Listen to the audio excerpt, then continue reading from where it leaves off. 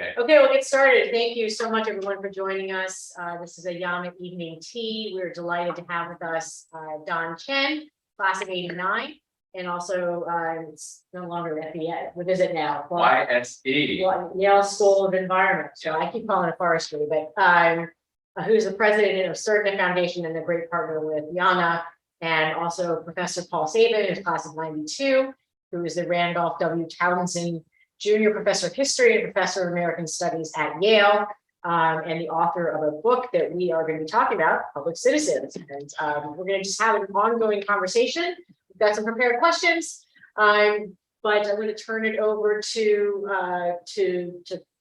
Don to get going. And thank you all for joining us. And just ask questions if you have anything along the way, including any technical questions. We'll try to resolve it. But go ahead. All right, thank you. Thanks, Rachel. I also want to thank YANA, the Yale Alumni Nonprofit Alliance, great organization, does great work, and also supports the network of folks who are working in the sector, which I really appreciate. I'm just so delighted to be here with Paul and Rachel and all the folks here in the room, online. Paul and I met maybe 25 years ago or so, when he was going around trying to create something called the Environmental Leadership Program, which still exists. Still going strong. For those of you who want to learn about that, it is at elpnet.org, Environmental Leadership Program. And, you know, so Paul was a nonprofit executive living and working in Washington, D.C., and then suddenly he decides to change his career and he went off to be a history professor at Yale. So, you know, some people go into finance and other people go into government or maybe like flipping houses, but Paul decided to go. Some people go to grading papers. Grading papers, that's my favorite thing. So you know, he'll talk about his role at Yale a little bit more when I turn it over to him. But I'll just say that when I read his book, I spent the vast majority of my career in the nonprofit and philanthropy sectors.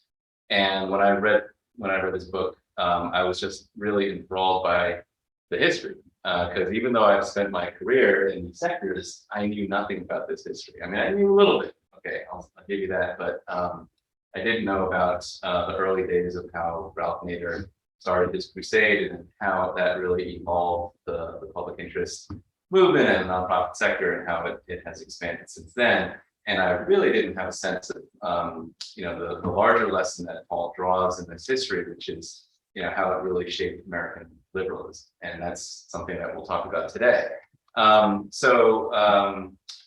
also it was just interesting because so many of the people that you wrote about in the book, some of the organizations are folks that I know and I've worked with over the years and organizations that I've worked for. So that was really fascinating to see. Kind of like, you know, a little bit of history of us, those of us who are nonprofit and philanthropy folks. So I just found it so interesting, and I'm glad to be with you guys here. So I'm now going to turn it over to Paul to introduce himself and talk about his role. Paul, what I'd like you to start with is if you can also tell us why you wrote this book. Why was this topic so interesting to you that you decided to devote years of your life to studying it? And then if you can just give us a little bit of a sense of the arc and the argument in this book, that would be terrific too. Yeah, thanks so much for having me, and it's a great opportunity to connect with people in the nonprofit sector related to Yale and others beyond.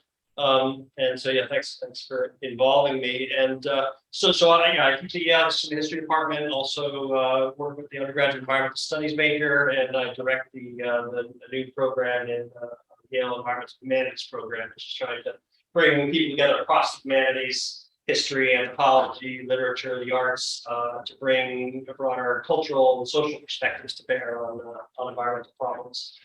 So I got involved in this book really out of a long-standing interest in the evolution of the environmental movement and environmental politics, and trying to understand how the government and citizen activists have tried to respond to the environmental crises over time. But in another way, the book really started down the street from my office in New Haven, where we received at Yale a donation of the papers for that Research Defense Council, which was started in part by a group of Yale law school students, including Gus Speth and others.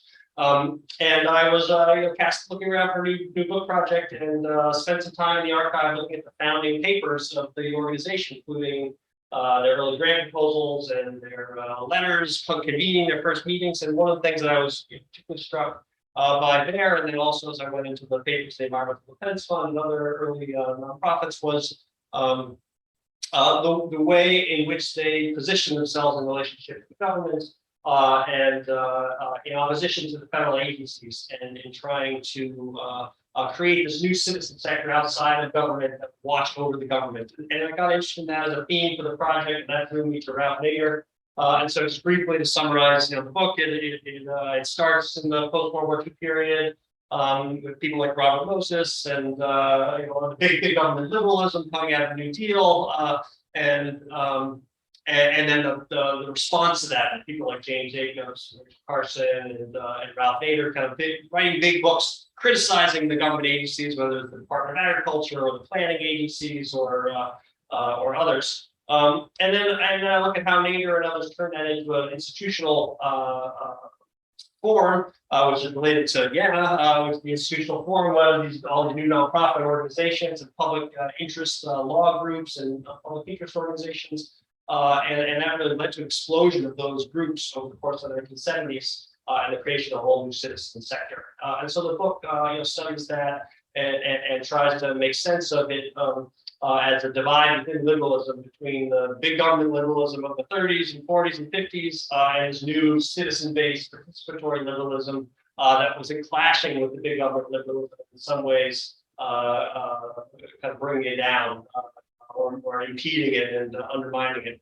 And so we can talk more about some of the major themes, but those are some of the elements of it, and part of the effort is to understand both the creation of a whole set of organizations, but also a whole suite of laws, National Environmental Policy Act, the Clean Air Act, Clean Water Act, we're talking about OSHA earlier, to all those different laws around health and safety and the environment.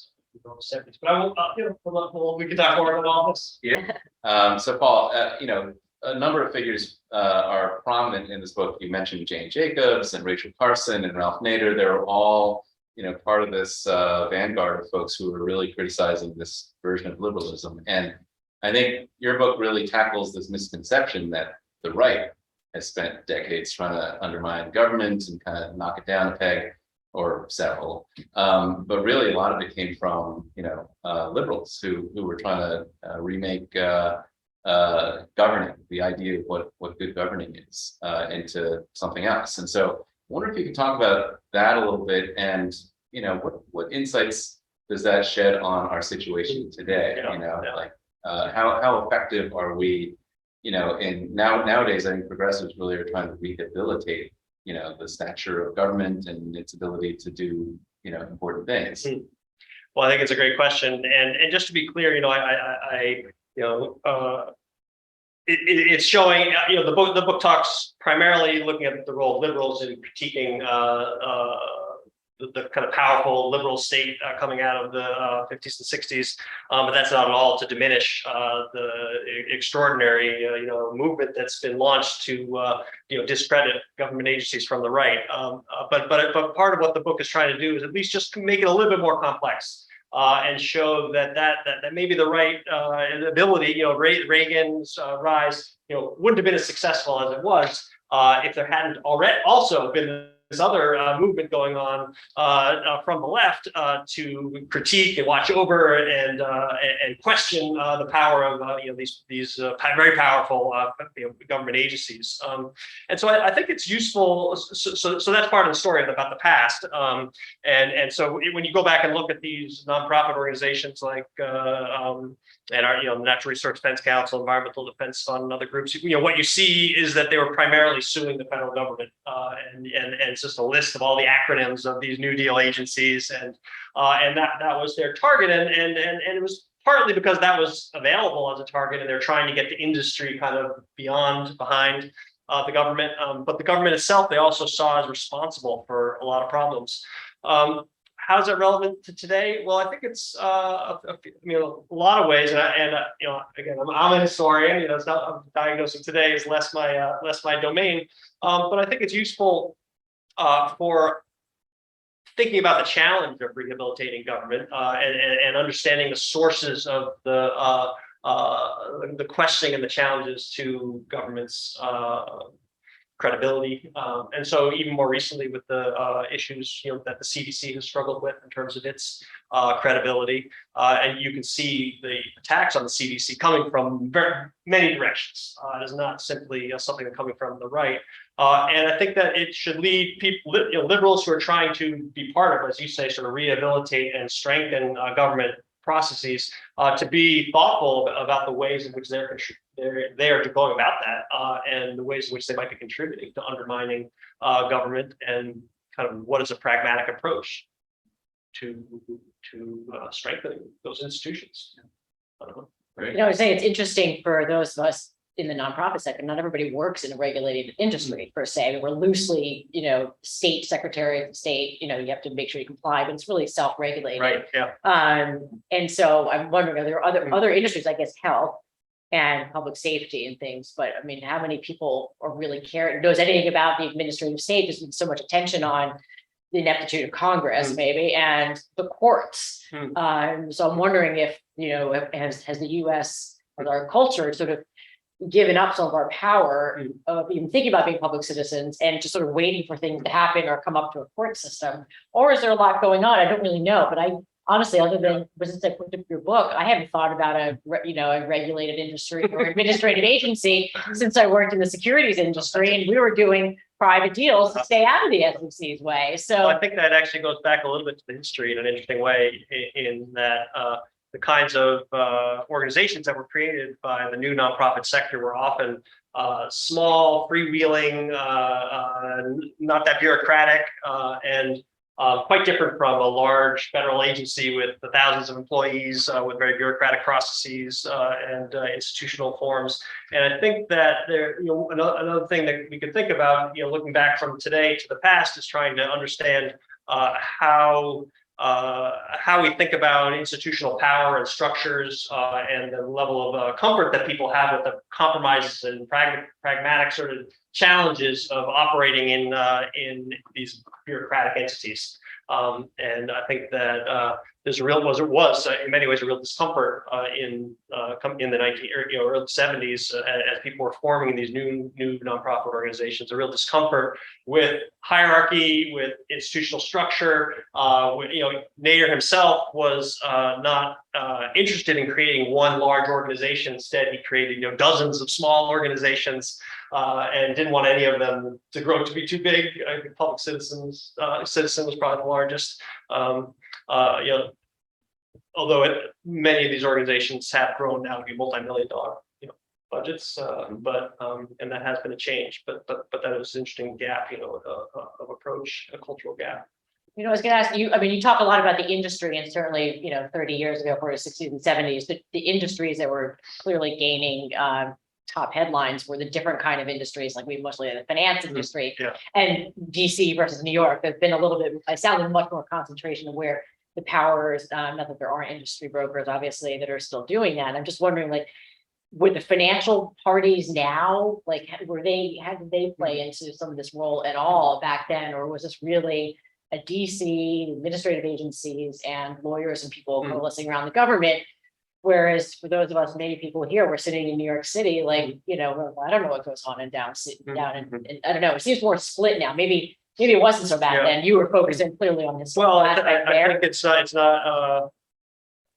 and it's interesting to kind of think about the genesis of the public interest organizations that I look at, and DC and New York were very prominent, San Francisco as well, and they were quite elite people forming these organizations, often coming out of elite law schools, including Yale Law School, Harvard Law School, Duke, elsewhere. And then they were nonprofits and they were struggling. They got their startup grants, a lot of them from Ford, which seeded the whole public interest movement. But they need to figure out how to maintain themselves. So they created boards, and the boards often were made up of wealthy benefactors of various kinds, and so it's interesting, to go back and think about, well, how did that shape these organizations in terms of their structure, both their relationships with Ford, because Ford actually established monitors to go into each of the nonprofits on a regular basis and check up on them. And to approve what they were doing internally and visit them and write a report. You do that? Field report. Not anymore.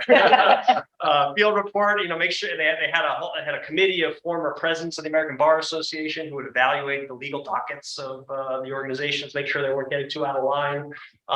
So that was sort of Ford's regulatory, regulating the organizations, but then they also had boards, very prominent, prominent lawyers and finance people who were trying to help create viable long-term institutions, which they did in many cases. But it also meant that the organization didn't necessarily represent as broad a constituency as they might have. So on that point, so you talk throughout the book about the fact that, well, in the early days, a lot of the originators of like the NRDCs and the EDFs of the world, they looked at the civil rights movement and other social movements for inspiration, and they saw, hey, we need an organization like the NAA to be working on the environment. And meanwhile, you've got folks like Ralph Nader and others coming from elite schools, and I note with irony that here we are in the Yale Club, with the Yale grad, Yale professor, but let's just acknowledge that. And really, ask the question. You make this point throughout the book. The early days of the public interest movement did not engage communities of color, did not have people of color in the ranks of leadership, did not, form alliances on common, agenda items, common priorities. And so, I think you do a little bit to you cover that to explain the reasons why, but also I wonder, if you reflect on the history, what would have been different if they had, made more of an effort to try to build those alliances and develop a, agenda. And if you, again, I'm going to ask you as a historian to look forward, how are we doing on that today? That's a great, those are great questions. And yes, the civil rights movement and the anti-war movement were, really responsible for the growth of the whole public interest movement, and really the alienation from the federal government. Both the federal government, both as an opportunity, as a vehicle for change, that could intervene in the states, dealing with, segregation and voter suppression and all the various things, particularly in the South. So the federal government was appealed to as a vehicle for change, but also was distrusted, and particularly with the war, was seen as it was lying to the American people and conducting this war overseas. So there were quite a number of people who went into, so I mostly studied the environmental organizations who went into these environmental groups with a background both in anti-war organizing and also in civil rights. And one of the things that's striking about this period is how those people, even though they were initially themselves inspired by the civil rights movement, then created organizations that were predominantly white.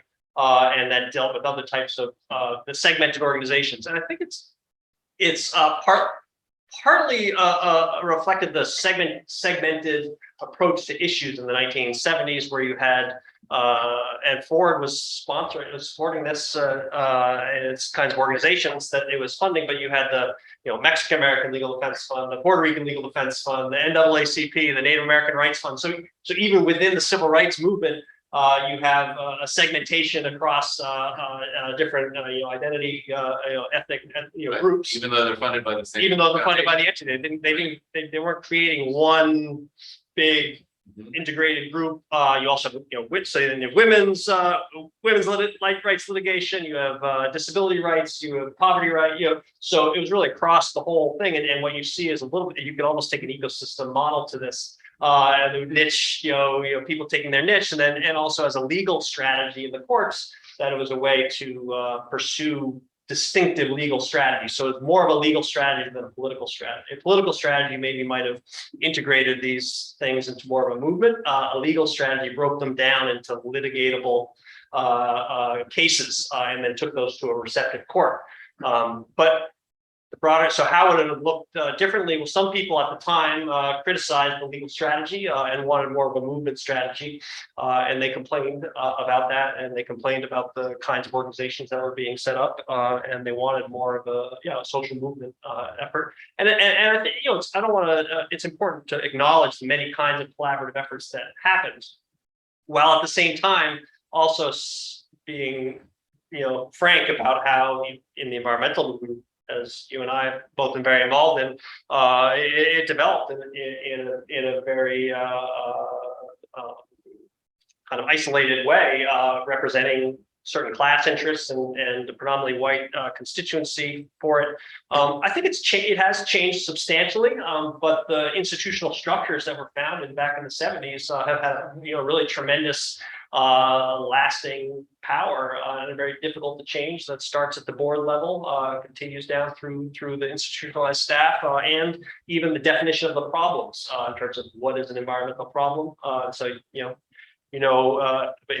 better than as well as I do about the growth of the environmental justice movement, and they have to redefine environmental problems and think about something like lead poisoning in houses as being an environmental problem, which I think for a long time environmental organizations weren't really attentive to a problem like that.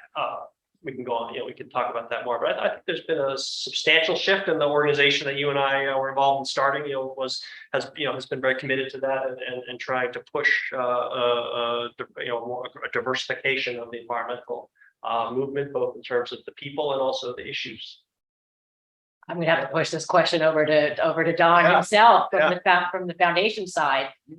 You mentioned Ford Foundation, and if you read the book, you can hear about how they were influential in the history of the foundations that were made from private money, made in the turn of the century. A lot of these. What has been your perspective, maybe perspective your foundation, what you've seen in some of these other ones over the past 30 years or so, including diversity and the people and organizations you fund and collaborate with? Yeah, well, I think that just reading about the history is fascinating because, I think, and I work with Surdna Foundation, which is also a 100-year-old foundation. And I think a lot of us are, really acknowledge the proud history, starting MALDEF and, all these public interest organizations over the years. Ford Foundation has a lot to be proud of. And at the same time, there's a lot in terms of philanthropic practice, like you just mentioned, folks going to your office and checking up on you, like that is revealing. I did not know that. And, just the kind of level of involvement that program officers and program directors had in kind of developing strategy and basically funding people to implement their strategy, kind of philanthropy's strategy. I think that is a history that we should all be very aware of, because most people think about the good that philanthropy has done, has funded, has supported, but there's been some harm as well. Absolutely. And some serious strategic missteps, and and we can go on that front as well. So I think we in philanthropy, like, we're accustomed to being beyond reproach. I think we need to have some humility and just understand our role and just be honest about it. Nowadays, a major theme in philanthropy is trust-based philanthropy, and that's a fancy way to just say you're the folks who are actually on the ground doing the work know what they're doing.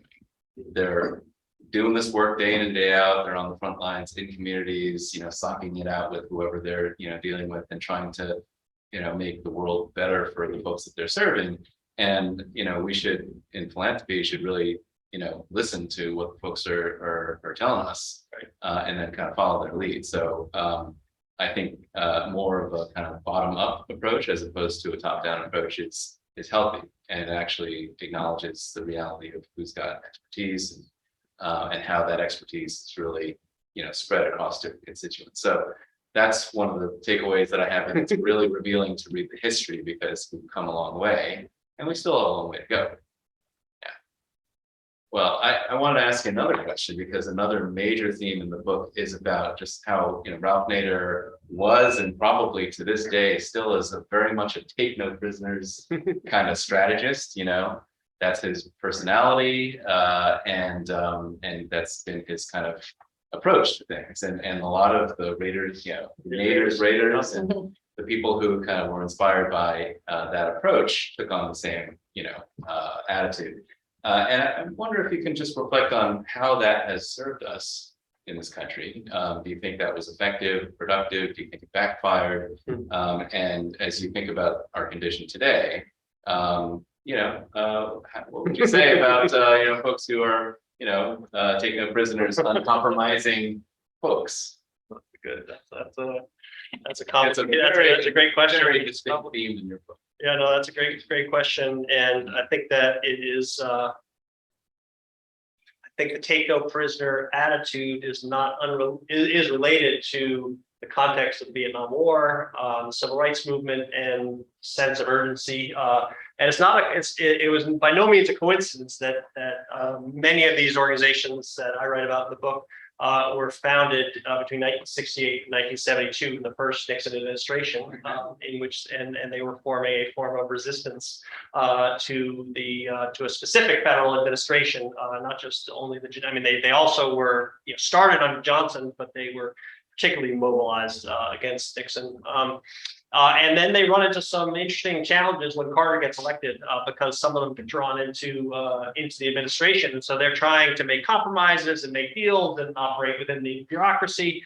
And then you still have people like Nader and others on the outside who are get frustrated with the insiders. So there's this one great moment when Nader calls on Joan Claybrook, who had been his ally, closest one, maybe his closest ally previously. Who's now working at the National Highway and Transportation Safety Board, but he thinks she's moving too slowly on the airbag mandate, and it's gonna get into problems, which actually it did.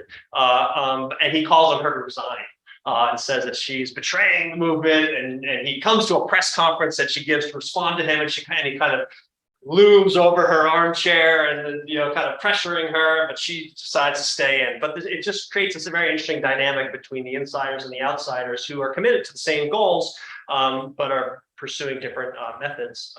So I think that I think that the mode of operation may work differently in different circumstances. And you really saw a whole revival of the public interest movement in the first Trump administration, where the ACLU, it grew to this 100 million, I don't know how many, $100 million organization.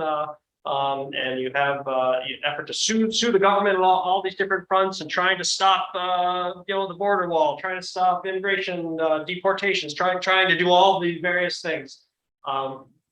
Or trying to block EPA's rollbacks, and in that sense, this kind of combative strategy has its field of operation. Much more complicated when your ideological or allies are in power, and you're trying to figure out how to build a movement and build support. I think that's been much more complicated and difficult. And I think the take no prisoners approach also has a problematic aspect in that the people who are most susceptible to the criticism that often gets mounted are the people who are just to the side of you. So there was a moment when Nader launches this tremendous attack on Ed Muskie, who's gearing up to run for president, and denounces Muskie. And Muskie's, very sensitive to this, and responds, and very anxious what it's going to mean to him. So there was after a certain point, I think people got very frustrated with Nader's style. The congressional Democrats particularly felt like he was they're supposed to be allies, and here he was just hammering them constantly, and no prisoner, etc. He saw it as getting a better bills. They saw it as undermining broader effort to create a movement or political power. So we could talk more about that, but about how does one build political power, and does one do it through take no prisoners strategies when you are sometimes attacking your allies, or is it by trying to build a broader tent, a bigger coalition? And I think there's some interesting tensions there. I think what you said earlier about the public interest movement that was spawned by Nader, initially pursuing a legal strategy rather than a political strategy or movement strategy, is very insightful. Yeah, well, I mean, you know, looking back on it, it's interesting to assess, and I think that it was a very fruitful strategy initially, because there was a receptive court, Yes. and of course, we no longer live in that world. We haven't lived in it for a while, but now we really don't live in that world. And actually, it's on the other side. You see, you know, there's discussed the affirmative action case that's making it is a response to public interest litigation from the right, and that is what's finding responsiveness within the court now. And so it really, I think that looking back, I think some people, Gus Speth, Yale's Gus Speth, you know, has talked about this himself. You know, he said in one of his books, you know, we opted to operate within the system instead of trying to build a movement that would transform the system. And I think that we really are struggling with that now. And that some of the old people are still pursuing some of the old strategies, but they're not going to be adequate for the moment. Yeah, and I think you chart a lot of the history of, you know, the early days of the kind of Nader's Raiders, you know, really just achieving a ton of stuff, like you said, in the early days, and then you had a lot of these public interest law firms on the right, like the Civic Legal Foundation and the rise of James Watt, right. And those folks, you know, coming to the fore and then basically, you know, emulating Nader's organizations and succeeding in their own right, and suddenly it became much more of a game of inches. Right. Well, I think that what's interesting is the way that it became a new arena was created for contestation in the society outside of government, the citizen arena, and then the two, you know, the different parties, different parts of that mimic each other, replicate each other, and but it is a restructuring of to some extent of the previous balance of power, you know, between, you know, labor, business, and government, this kind of tripartite model of the 50s, to this new model where you had, you know, regulators, the regulated, and then the citizen movement as an external party participating in the process. But it, you know, it's been replicated and it no longer has sort of monopoly that it had at one time. How do you see that from the foundation working with the nonprofits? Do you feel like, do they have as much power? Do they care so much about what's going on in the government, or are they sort of just given up and saying we need to solve the problems ourselves? I think you know, one of the key objectives of a lot of the groups that we work with is really to figure out how to build power and then how to use it. And there are as many theories on how to do that as there are organizations out there. And you know, and if you look from the left to the right, there's a huge amount of contestation for that, and I would say yes. I mean, organizations are very powerful and influential. You know, we really try to do things as a foundation. One thing that we can do is really support their capacity, leadership development, learning from each other, collaboration. So, you know, where we step in is providing those funds to enable that, because that's very often that's the kind of money that they can't get. Most foundations will provide money for very specific things like a campaign or, you know, or a report or something very project oriented, as opposed to just general support to support the growth of the organization and ability to kind of nurture and mentor young staff so that they can take leadership positions. So, you know, to me, that's a really big part of the ingredient as well. And I think philanthropy can, you know, if philanthropy does more of that kind of nurturing and support, I think the types of organizations that we're supporting could be in a much better position. And I think the development of this public interest movement and the nonprofit sector to some extent in a broader sense did come out of ideas about power in the 60s and 70s, and a real suspicion of institutional power. And so someone like Nader was really basically suspicious of concentrated power in any entity, and that included labor unions. He was involved in the Black Lung struggles, supporting a democratic effort within the United Mine Workers Union to try to get a new president elected, and then that person then got murdered by the union leadership. which is just a devastating blow. And this is Chuck Yablonsky, who was killed, and just what was symbolized the dangers of concentrated power within the union. And then you had the Democratic Party also there was a lot of suspicion from the left of the party, and of the agencies, and so they were looking to try to create these smaller, non-concentrated power, outside of government. I think that the reason why I bring it up is that I think right now we're in a moment where there's been a rediscovery of unions. Of course, they've always been there, but there's a new energy around unionization. There's a rediscovery of politics, people trying to get involved in everything from the school board all on up, and rediscovery of administrative power as well.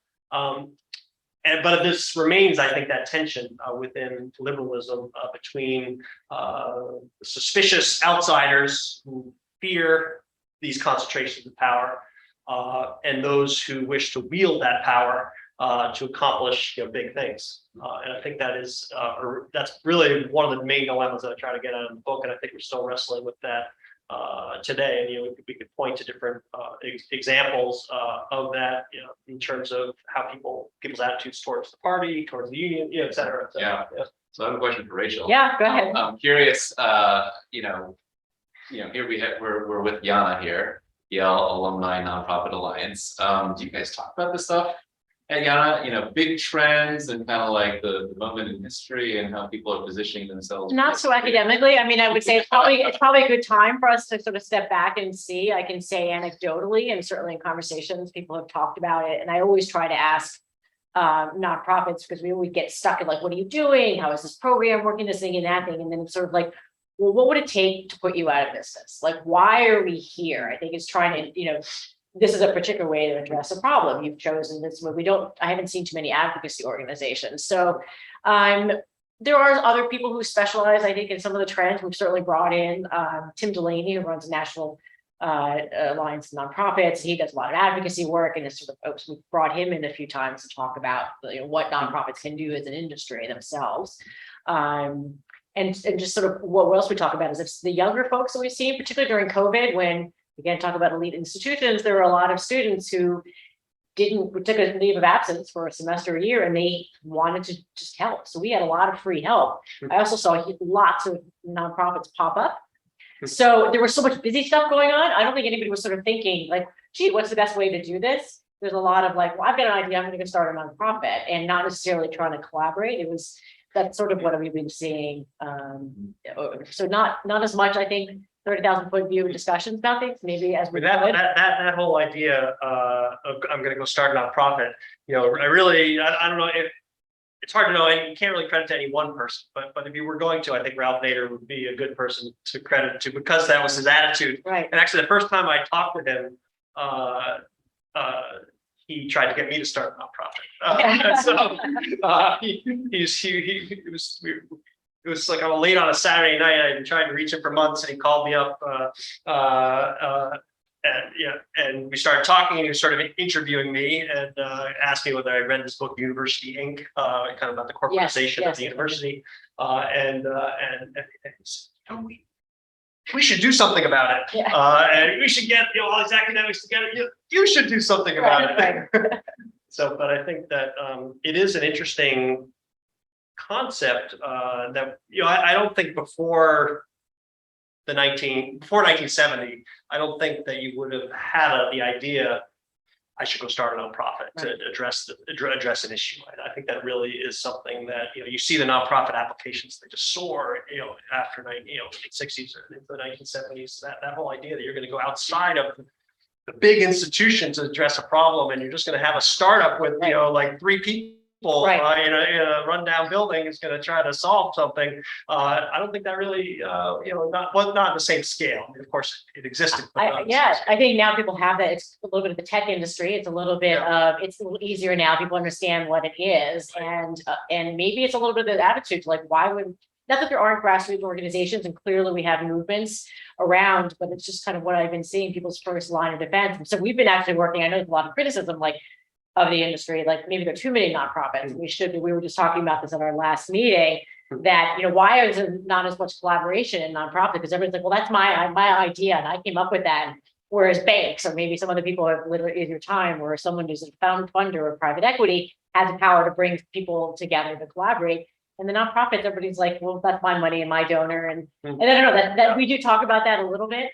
There was some of that actually early on, where the foundations were trying to force marriages or whatever, mergers. And actually NRDC was in some ways a merger between two organizations. And then there were some other efforts to try to create mergers.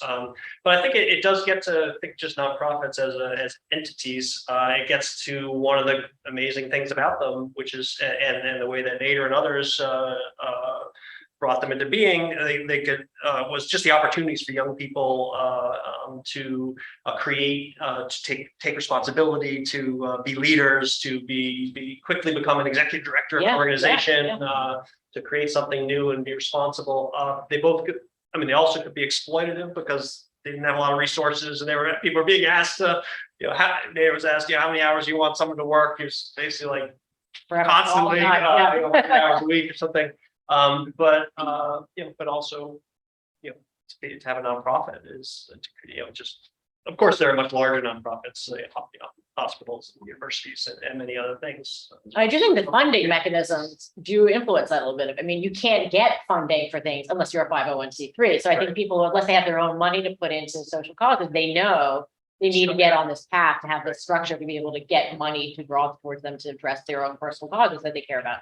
Yeah, and I think there is a departure from these traditional models these days more and more, and maybe it was always this way. But one thing that we and lots of other, I would say, social justice funders have really been trying to do is to recognize where organizations are popping up all over the landscape, and they don't even, very often they're not even 501c3s. They're, they start in a community, and it's a bunch of people who haven't raised money before, and they're starting to, work on a cause. We focus a lot on racial justice, and so these are communities of color, leaders of color who don't have a lot of access to these more kind of traditional ways of setting up nonprofits and lead institutions and lead funder connections and things like that. And what's been interesting to me is that supporting groups like that has led to more of a focus on the movement infrastructure. The ways different organizations can plug in with each other, support each other, learn across different localities, wherever they might be, and then try to build something together. It's not all kind of, roses and, and harmony, but, very often I think there's a recognition that if you're really trying to transform the landscape, different way of doing things, more equitable, more just, our leadership models and our organizational models need to reflect that.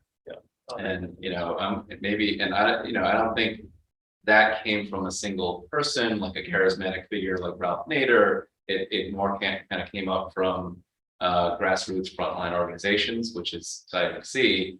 And we'll see. I'm excited to see where the evolution takes us. I don't think that's right. Well, actually, just on Nader specifically, I think he actually ended up having to sort of leave his role as the nonprofit movement matured, because his sort of chaotic approach to organizational structure became, not really that as viable as you start to have larger, more bureaucrat, organizations with personnel policies and other things that became more structured. But I think that you also point to a really important thing that's developed more recently in the effort to try to shift resources to grassroots organizations and organizations that have been resource starved for many years, to try to really build up them institutionally and to give them kind of capacity to participate and to take leadership, which I think is an admirable development. Important. Yeah. So we're about 45 minutes in. Yeah. And I assume we want to spend some time with questions in the room and on the screen. Yep. Maybe I'll ask one last Go ahead, question. Joe, please. So has Ralph Nader read your book? Has he told you what he thought of it? Yes, he did read the book. He read it very carefully, and Nader actually still has a radio show, and I went on the radio show after the book came out.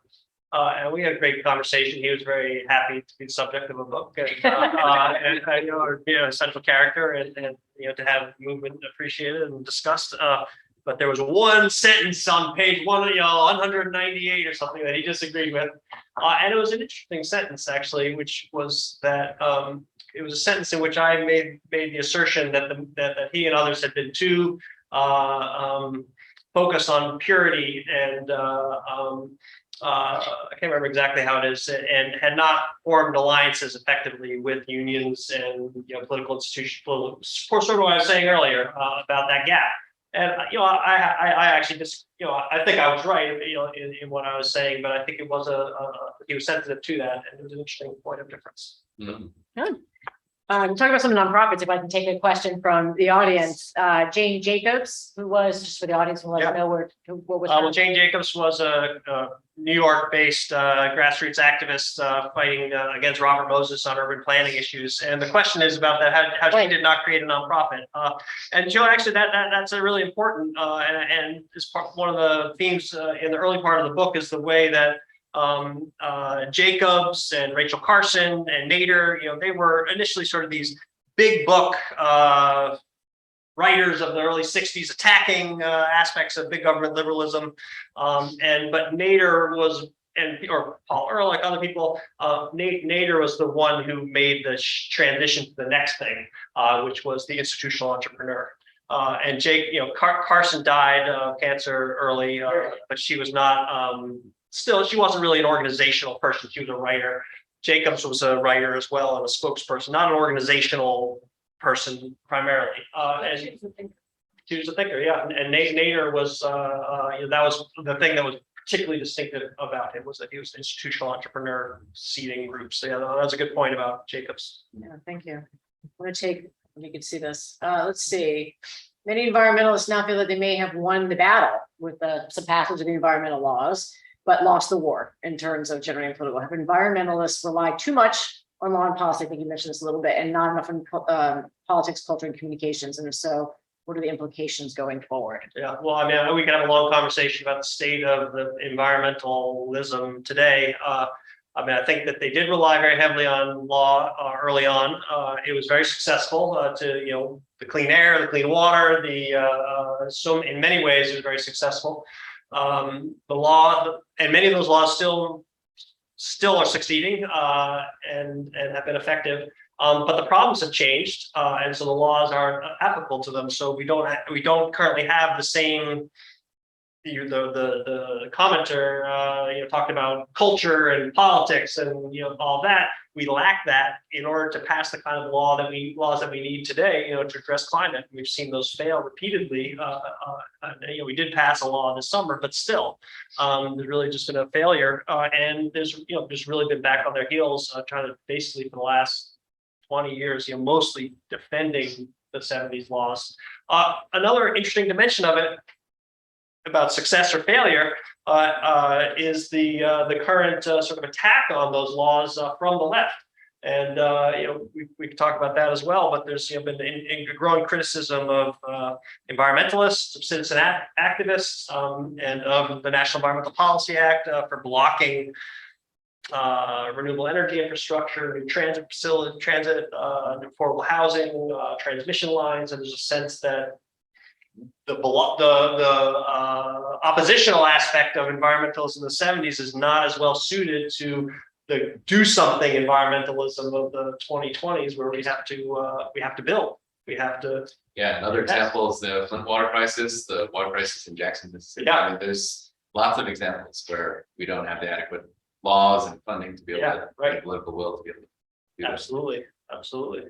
Right. More than just political. I mean, I feel like what's happened in the past 40 years, we've been fighting against financially intensive institutions, gas and energy companies, and I think that is phenomenal, right?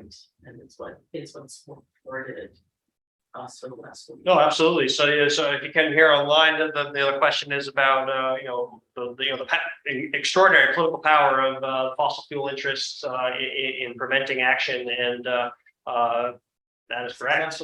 Very successful, and that was part of what the Nader and others were rising up against, were those powers being expressed in political institutions in the 60s and 70s, and those have remained very strong and been preventing action. And when I said they've been defending Clean Water Act, Clean Air Act, that's been defenses against those interests, trying the Clean Power Plan and all that. You think the Citizens United case has helped? I mean, it's just pushed it further along with the control of the industry and the laws. Campaign. Because you're not, I mean, it's just those in power, they're going to stay there, and it's harder to try to get even the political will to try to get something done if you don't have the money to go. There's a lot of. Okay. It goes back to what you said. I think the failure of Nader is that he's splintered as opposed to joined.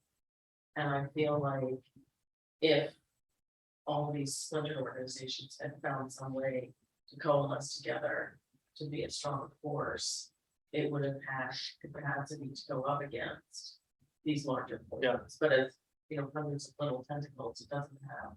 And I think there's been an effort in recent, there's been an effort recently to try to build more of a movement. But I think we also, well, that's true, but it's also still splintered internally in terms of kind of where the lines are in terms of who's in the coalition or not, and who's talking to who, I guess, in terms of the language that we use and the definitions of the coalition. But Are you seeing, Don, is collaboration in the funders world on racial justice issues? Because maybe you're working with certain communities, but are you guys collaborating? Yeah, I do see collaboration mainly because I'm in the part of philanthropy that collaborates. Okay. But I would say the vast majority of the sector doesn't. A lot of foundations still like to do their own thing, and a lot of nonprofits do too. But I do think what you mentioned earlier about foundations trying to do forced arrangements, forced alliances among different parties. That's never that successful. It has to really be grounded in some relationships and real understanding of common interests and agendas and trust and acknowledgement of different power dynamics and those types of things. And that takes time. And that's why it's so important to give organizations long-term general support so they can actually do that sort of stuff rather than having to hop, skip, and jump according to what a foundation is telling them to do. So I mean, I think that's also 40 years too late. I think foundations could, I mean, if you look at the history of conservative foundations in this country, there's a long history of supporting institutions and leaders and thinkers and on the conservative end of the spectrum. And so they provided a lot of long-term general support to Heritage Foundation and a lot of those types of organizations and into specific people to get trained and to elevate their public profile. Yeah, long-term plays. Long-term play that the Democrats just completely failed. Yeah. And also because of lack of vision to go forward, and so because everything's splintered. I mean, I'll just on a personal level, I was in high school, I did a book report on, I don't know, the energy crisis or whatever, but Carter, gets into the White House, puts solar panels in the White House, Reagan gets into the White House and he removes them. And for me, that is kind of the entirety of the loss of 40 years. And to me, I think about it, right? So my nephews are talking about the fact that we've screwed up the environment. And it's not me, I've been a Democrat my whole life, I've been for all of this, but I feel deeply sad about the fact that we've had all these presidents who've been so deeply tied to the oil administrations and even, I mean, I'm fighting the fact that his first visit was to Saudi Arabia, just was stressful.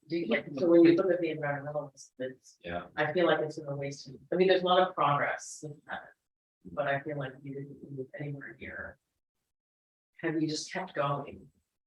I feel like I'm an architect, so as I think about it, if we had kept going for 40 years, we would be so much further along. Well, I will say that Paul's book does cover Carter years quite a lot. And the solar panels that Ronald Reagan took off the top of the window. So John, this is, I think, and I'll tell anybody else in the audience here, talking about, the overall nonprofit sector, and its political influence. I mean, we were talking about not as much collaboration. There are a couple of alliances, but they're really there to kind of represent our interests, maybe not pull us together as powers. Deductibility of charitable deductions. Some nonprofit advocacy groups have had some political successes, but it seems that the sector as a whole has struggled to have much clout on this on various issues. So the nonprofits can't see what we can't, how much lobbying we can do, what percentage they can do advocacy, not and political contributions. So maybe we don't have as much power, or could we? Yeah, I think this is a really good point, and I know those who are online can read that question because it's, you know, Yeah. it's very nuanced. I guess one thing I would say is that, yeah, we have structural, you know, our political system is structurally very askew. You know, there is an emphasis on corporate power, you know, just in terms of the way it's structured and the way our tax law is structured.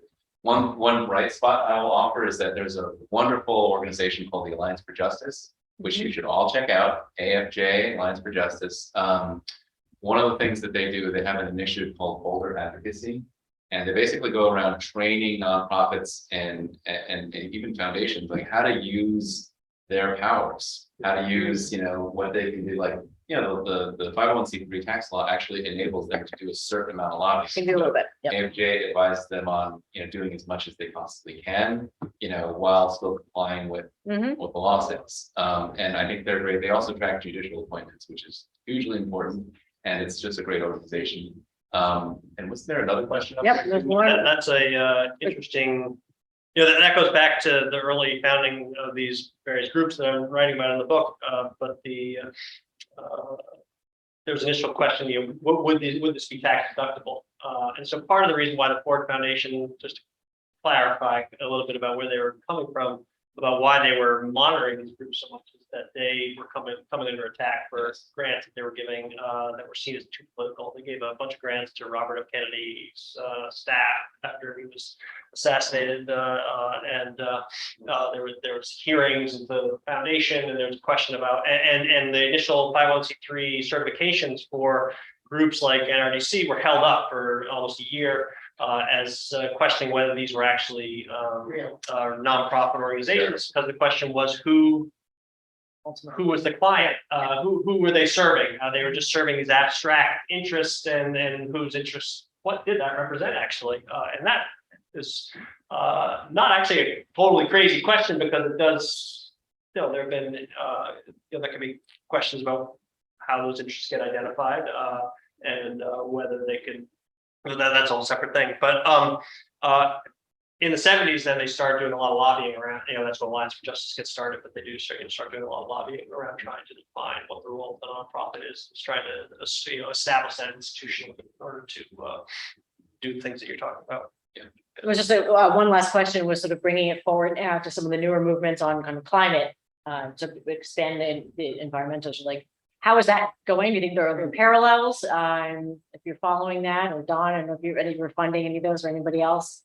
Does anything from what Nader did and what the original movements were, environmental things we lost after all that work? Are there lessons to be learned to going forward in some of the climate advocacy that's going on now? Well, I mean, I did mention the internal debate that's going on right now, which is related to the nonprofits, but has to do with the power of the government to do things versus the power of community organizations and external groups to stop or slow government from doing those things. And there's a very interesting struggle about that.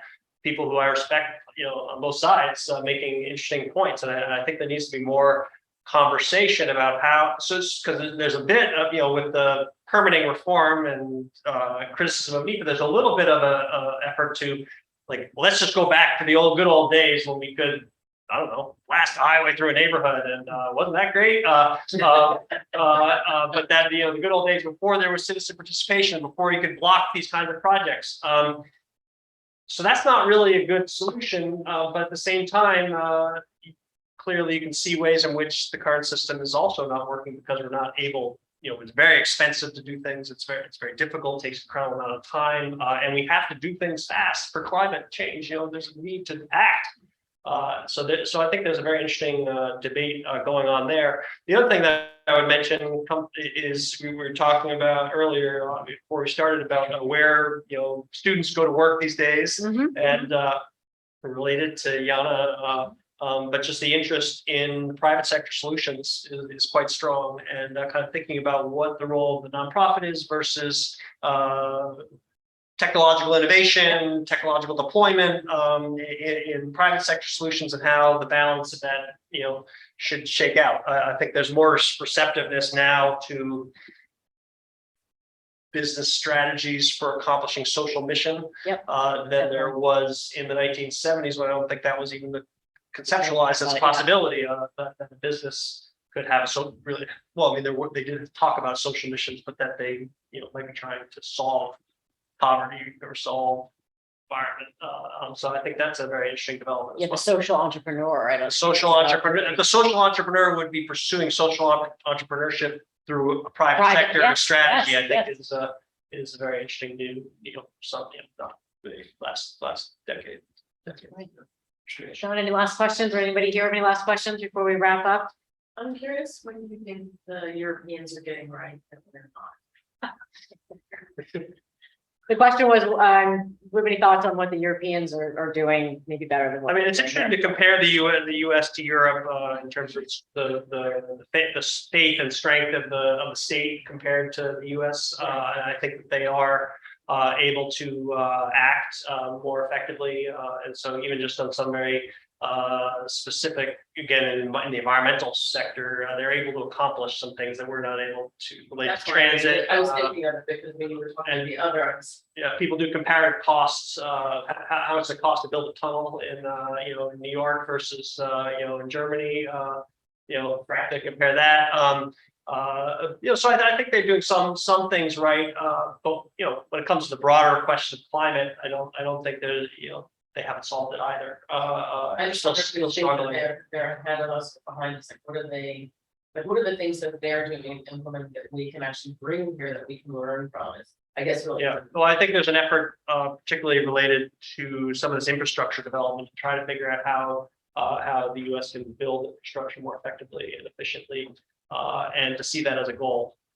Whereas I think slowing it down and reshaping it has been more priority in the past, but now there's a lot more attention to, well, we need to do this fast, we need to do it effectively, we need to do it efficiently, and so trying to figure out how to do that is an increasing focus. I'll just say that we should start a YANA book group. And I just finished a book called From Black Lives Matter to Black Liberation by Keandre Taylor. She's a columnist for the New Yorker, and she just went from Princeton to Northwestern, and she's brilliant. And one of her takeaways is, in order to advance racial justice and equity, we've seen a lot of folks work in a balkanized way, much in the way that we've been talking about this evening. We have a lot of folks, working on their issue or their identity group or whatnot. And, her, after, really articulating a lot of those dynamics, she talks about the need for folks to band together across, class and across common interests, and form this kind of more of a movement approach to accomplishing these goals together. Because, any number of us, like if we're looking at, Asian Americans or people who care about, climate change or whatnot, we all represent a certain amount of political power and a certain set of issues, but these are very, closely interlinked. And we would all be, from a strategic standpoint, I think we would be able to build power more effectively and use it more effectively if we're able to, form these alliances and use that influence. I think go ahead, Joe. Well, this is something that I'm on the board of Clearwater, Pete Seeger's environmental organization, which gives us a very narrow domain on which we can act. It has to be consistent with Pete's ideals. It's largely an educational organization. But what blows me away is that the organization, having been active for about 50 years, the number of people who went out on a sail when they were 12 years old, who still harbor that sense of, oh my heavens, that was amazing, I have to protect this. And we have all these people who are out there who will return for revival and things, or to have further sails on the Hudson, who were so touched as kids but now we're splintered. It's like we have a very narrow, a very specific purpose for being. How are we harnessing that passion, that heartfelt caring? I mean, some of them are gone out to amazing organizations, the writers, but they've been touched by that. What do we do next? Where do we bring those alliances into focus? I think a lot of nonprofits are trying to figure out, like, how do we know what we've done, and then how can we pull that all together? So to be continued, I think we've more covered. Yeah, I see a couple more numbers Oh, in the chat let's box see. there. Sure. Well, people were just commenting about mass transportation and access. If you're interested in kind of like urban infrastructure, I said, if anybody follows the Kinder Institute down in Houston, they do they have tons of money down there. Yes. They do amazing programs, totally for free. You can just walk and listen to these. They do a lot of comparative studies. People come in and talked about places in Denmark and Detroit, and just there's amazing work being done. I think, and a lot of them have looked to Europe for some of these programs, Yes.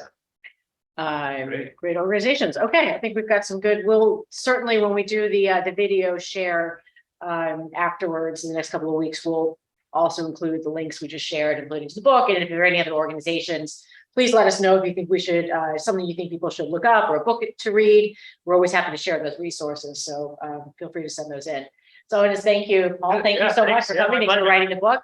Don, thanks for instigating this conversation. This was great. Thank you to Yana and to you, Rachel. Thank you, everyone. And who couldn't be here, but. Oh, poor Ken, just had a little COVID, I think, relapse, poor guy. But thank you everyone for joining us online. We hope you'll show up at a future YANA program if you like this programming, you like being part of this community. We do this all on a volunteer basis. And we're very clear about keeping this programming available and open for free, so anybody can join. Let your friends know you do not have to be a Yale affiliated member at all to be part of this. So please spread the word and come join our movement, and we'll see where we can go with this. So thanks very much, everyone. Have a great evening. Thank you. We'll see you later. All right. Thank you.